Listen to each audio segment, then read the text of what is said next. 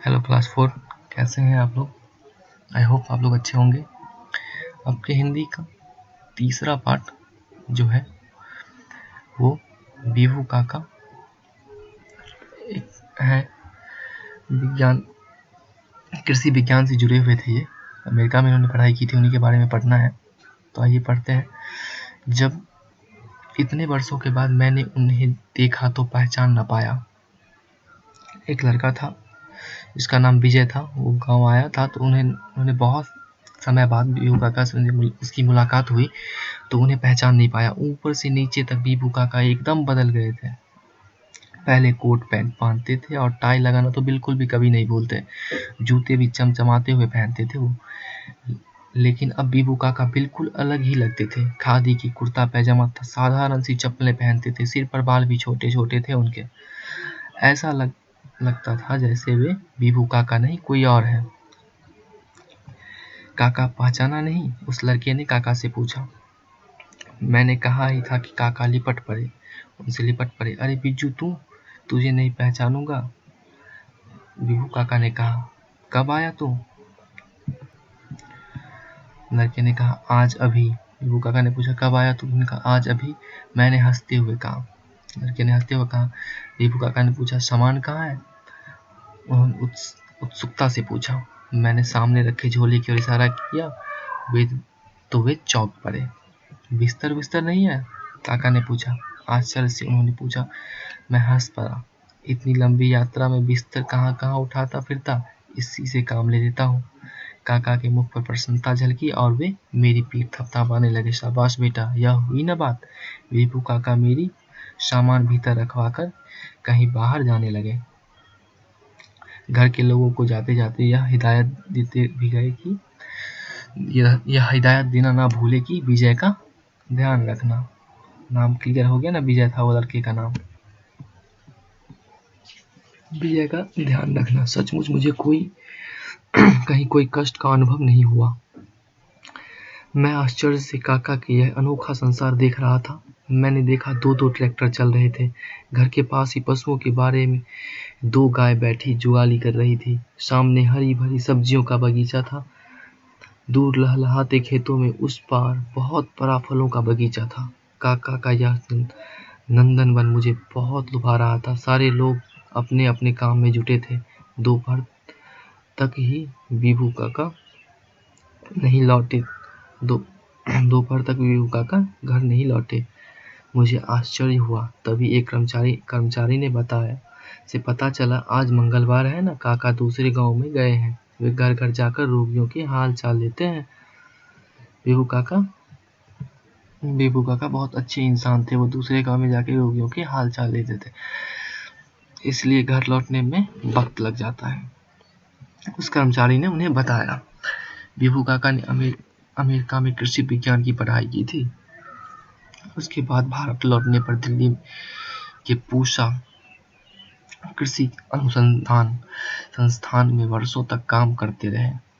देश में पैदावार कैसे बढ़े, लोग गरीबी भुखमरी से कैसे मुक्त हों, इस पर वे अक्सर बातें करते थे। उन्होंने धान और गेहूं की ऐसी किस्में तैयार की थी जो कम वर्षा क्षेत्र में आसानी से उपज। मक्का पर भी उनकी खोज कम महत्वपूर्ण नहीं था। मक्का पर भी जो उन्होंने खोज कर रहे थे वो कम महत्वपूर्ण नहीं था। एक भुट्टे की जगह उन्होंने 6 7 भुट्टे लगाए थे। एक जगह उन्होंने जहाँ एक लग सकता था वहां पे उन्होंने 6 7 भुट्टे लगाए थे। इन खोजों के लिए सरकार की ओर से उन्हें कई पुरस्कार प्राप्त हुए थे। अक्सर वे यूरोप अमेरिका की यात्रा पर निकल जाते थे। वहां बड़े बड़े भाषण दिया करते थे। सफलता उनके कदम चूमती थी। विदेश में बसने के लिए वहां की सरकार उन्हें बड़े बड़े लालच भी देती थी। लेकिन काका ने उन्हें अपने देश बहुत प्यारा था। वो अपने देश के किसानों की सेवा करने की ठान चुके थे। काका अब पूरी तरह बदल चुके थे, बिल्कुल किसान बन गए थे। यहाँ कैसा लगता है आपको? विजय ने काका से पूछा कि आपको यहाँ कैसा लगता है? ना तो सिनेमा हॉल है, ना ही बड़े बड़े होटल क्लब। आपको पढ़ने के लिए पुस्तकें भी यहाँ उपलब्ध नहीं होगी या नहीं मिलती है। मैंने जिज्ञासा से पूछा तो बीभू काका हंस पड़े। अरे पगले, ये चारों ओर का दृश्य देख रहा है।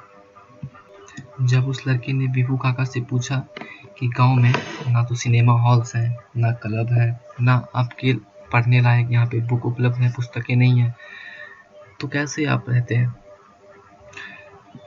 तो उन्होंने कहा, अरे पगले, ये जो चारों ओर का दृश्य देख रहा है ना, ये सिनेमा हॉल से क्या इससे अधिक आकर्षक होते हैं?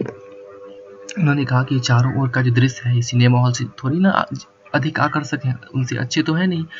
उन बड़े बड़े होटलों में भला क्या रखा है? यहाँ का जैसा ताज़ा अनाज, ताज़ी सब्जियाँ, ताज़ा घी, दूध, दही क्या शहरों के बड़े बड़े अमीरों को भी मिल पाती होगी?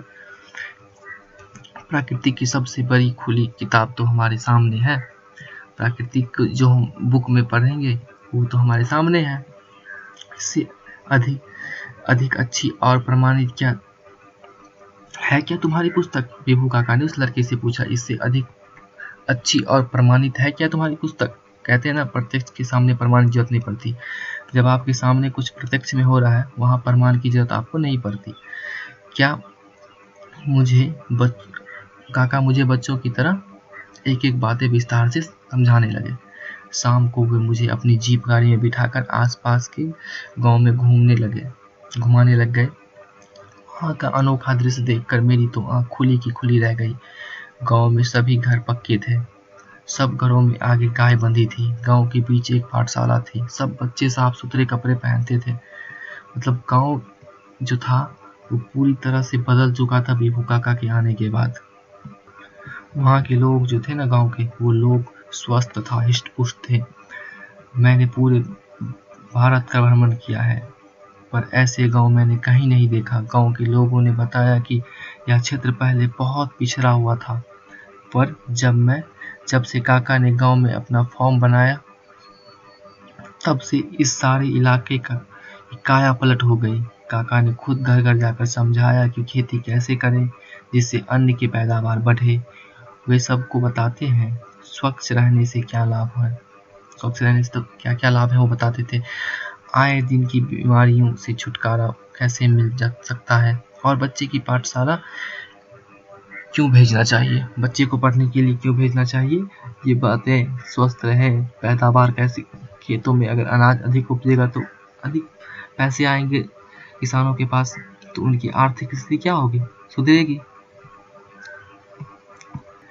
देश विदेश में रहकर काका ने खेती से संबंधित जो भी ज्ञान प्राप्त किया उसका लाभ उन्होंने अपने घर घर जाकर किसानों को देते थे, वो ज्ञान किसानों को पहुंचाते थे। अब काका के प्रयास से आसपास का पूरा क्षेत्र ही आदर्श हो गया।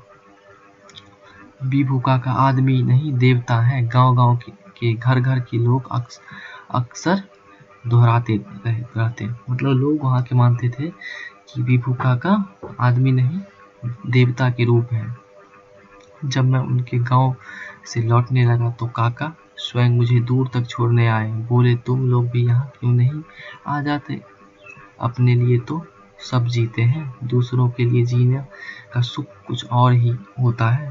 बीभू काका बोल रहे विजय को बोले। काका के चेहरे पर स्नेह ही नहीं एक अनोखी चमक भी दिखाई दे रही थी। मुझे लग रहा था कि काका आदमी नहीं कोई देवता है। जो व्यक्ति दूसरों के लिए जीता है वह आदमी के नहीं भगवान का रूप होता है, वो देवता का रूप होता है। अपने लिए तो सब जीते हैं, दूसरों के लिए बहुत कम लोग जीते हैं। तो आज से आप लोग भी अपने लिए तो सब कुछ करते हैं, कुछ दूसरों के लिए भी करें, कुछ देश के लिए करें। तो चैप्टर आपका यहीं पे समाप्त हो गया।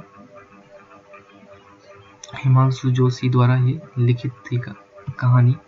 इसका शब्दार्थ आपका है जो आप याद कर लीजिएगा। उत्सुकता मतलब अधीरता, ठीक है। जो भी है, भूखमरी, भूख से हुई मृत्यु, हिदायत, निर्देश, जिज्ञासा, जानने की इच्छा, आदर्श, महान, जो भी है सबको आप याद कर लीजिए। क्वेश्चन आंसर खुद से बनाइएगा, बन जाएगा, बहुत आसान है, मैंने देखा है। क्वेश्चन आंसर नहीं बनेगा तो अगले वीडियो में इस पे चर्चा करेंगे।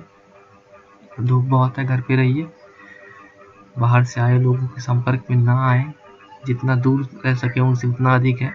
और अगर आपके घर में ही कोई आए हैं तो उनसे अलग रखें, उनको होम क्वारंटीन अलग कम से कम 21 दिन उन्हें बोले अलग रहने के लिए। उससे आपका और समाज और देश का भला होगा। बाय।